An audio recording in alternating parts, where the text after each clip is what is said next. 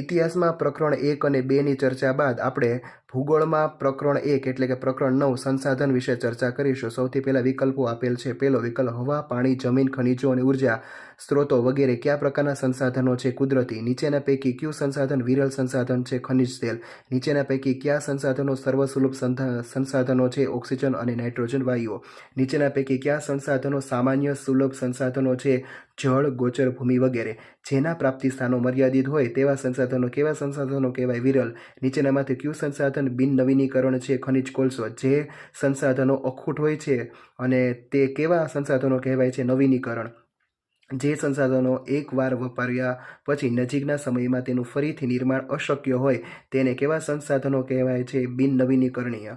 જળ એક એવું સંસાધન છે કુદરતી. નીચેના પૈકી કયા પ્રદેશમાં પીવાના પાણીની ભારે તંગી વર્તાઈ રહી છે?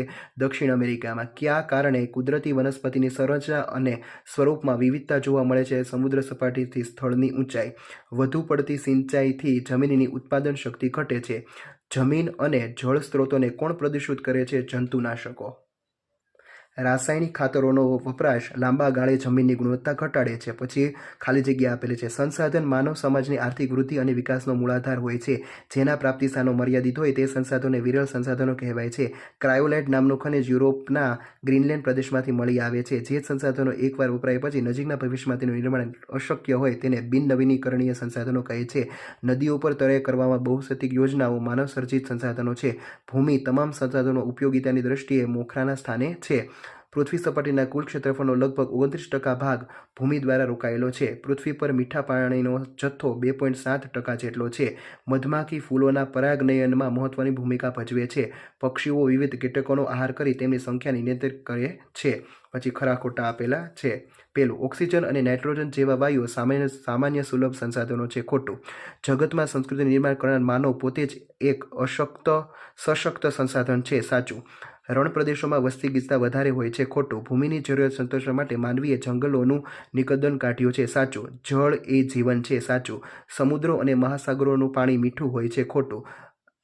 નિર્વનીકરણ એ જળતંગી માટેનું એક પરિબળ છે. સાચું. મૃદાવરણમાં એક સજીવ બીજા સાથે જોડાઈને પોતાનું અસ્તિત્વ ટકાવી રાખે છે. ખોટું. ઊંચી જાતના બિયારણો જમીન પર જળ સ્ત્રોતોને પ્રદૂષિત કરે છે. ખોટું. ઘરમાંથી નીકળતા વપરાયેલ પાણીના કિચન ગાર્ડન કરી શાકભાજી ઉગાડી શકાય. સાચું. ચાલો એના પછી જોડકા આપેલા છે. સર્વ સુલભ સંસાધનો એટલે કે ઓક્સિજન અને નાઇટ્રોજન. સામાન્ય સુલભ સંસાધનો જળ અને ગોચર ભૂમિ. વિરલ સંસાધનો કોલસો, ખનિજ તેલ, કુદરતી વિવિધ ધાતુઓ. એકલ કે દુર્લભ સંસાધનો તો કે ક્રાયોલાઇટ. એના પછી બીજું જોડકું આપેલું છે. નવીનીકરણ સંસાધનો તો કે જંગલો, પ્રાણીઓ, સૂર્યપ્રકાશ, પવન. બિન નવીનીકરણીય સંસાધનો તો કે ખનિજ કોલસો, ખનિજ તેલ, કુદરતી વાયુ. માનવ સર્જિત સંસાધન બહુહેતુક યોજનાઓ. અને છેલ્લું સશક્ત સંસાધન તો કે માનવ. ચાલો એના પછી પ્રશ્નોના જવાબ. કુદરતના તત્વો સંસાધન ક્યારે કહેવાય? માનવી પોતાની આવડત કે કૌશલથી કુદરતના તત્વોને ઉપયોગમાં લે ત્યારે તે સંસાધન કહેવાય. કુદરતી સંસાધનો એટલે શું? તેના ઉદાહરણો આપો. કુદરતમાંથી ઉપયોગમાં લઈ શકાય તેવા તત્વોને કુદરતી સંસાધનો કહે છે. ઉદાહરણ તરીકે હવા, પાણી, ખનિજો, ઉર્જા સ્ત્રોતો વગેરે કુદરતી સંસાધનો છે. નવીનીકરણીય સંસાધનો કોને કહેવાય? જે સંસાધનોનો પોતાની મેળે જ ચોક્કસ સમયગાળામાં વપરાશી હિસ્સાની પૂર્તિ કરે છે અર્થાત અખૂટ હોય છે તેને નવીનીકરણીય સંસાધનો કહે છે. ઉદાહરણ તરીકે જંગલો, પ્રાણીઓ, સૂર્ય, પવન. બિન નવીનીકરણ સંસાધનો કોને કહેવાય? જે સંસાધનો એકવાર વપરાઈ ગયા પછી નજીકના સમયમાં તેનું ફરીથી નિર્માણ અશક્ય છે તેને બિન નવીનીકરણીય સંસાધન કહે છે. ઉદાહરણ તરીકે ખનિજ કોલસો, ખનિજ તેલ, કુદરતી વાયુ વગેરે. કુદરતી વનસ્પતિ કોને કહેવાય? જે વનસ્પતિ માનવીની મદદ વિના પોતાની જાતે ઉગે છે તેને કુદરતી વનસ્પતિ કહે છે.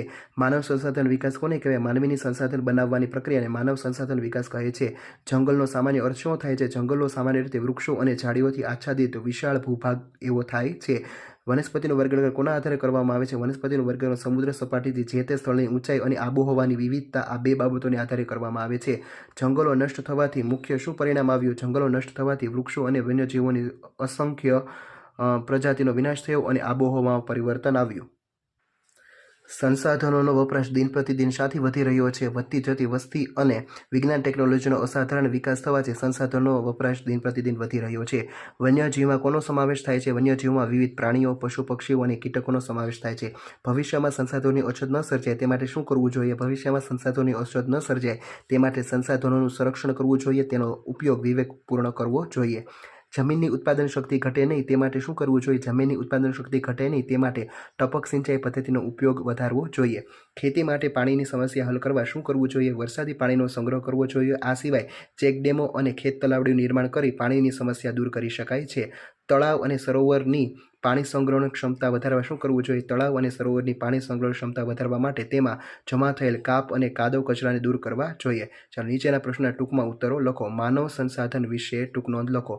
માનવી સ્વયં જ શક્તિશાળી સંસાધન છે, કારણ કે તે પોતાની બુદ્ધિ, જ્ઞાન અને કૌશલ્ય દ્વારા કુદરતના વિવિધ તત્વોને સંસાધનોના સ્વરૂપે વાપરે છે. માનવી કુદરતી સંપત્તિનો મહત્તમ ઉપયોગ ત્યારે જ કરી શકે કે જ્યારે તેની પાસે તે માટેના આવશ્યક કૌશલ્યો, આવડત, જાણકારી કે ટેકનોલોજી હોય. શિક્ષણ અને આરોગ્ય સેવાઓ માનવીને એક વિશિષ્ટ પ્રકારનું સંસાધન બનાવે છે. માનવીની સંસાધન બનાવવાની પ્રક્રિયાને માનવ સંસાધન વિકાસ કહે છે. ચાલો એના પછી તફાવત આપેલા છે. નવીનીકરણીય સંસાધનો અને બિન નવીનીકરણીય સંસાધનો. પહેલું, તે પોતાની મેળે જ ચોક્કસ સમયગાળામાં વપરાશી હિસ્સાની પૂર્તિ કરે છે, એટલે કે તે અખૂટ હોય છે.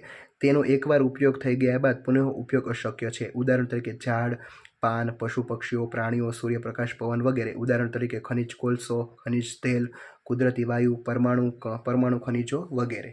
ચાલો એના પછી જળ તંગી માટે જવાબદાર મુખ્ય પરિબળો ક્યાં છે? પહેલું, ભારતમાં પાણીનો મુખ્ય આધાર વરસાદ પર છે, જે ઘણા વિસ્તારોમાં અનિયમિત અને અનિશ્ચિત છે. તેને કારણે ઓછા વરસાદવાળા વિસ્તારોમાં પાણીની તંગી સર્જાય છે. ભારતમાં છેલ્લા 5 દાયકામાં ખૂબ જ વસ્તી વધારો થયો છે.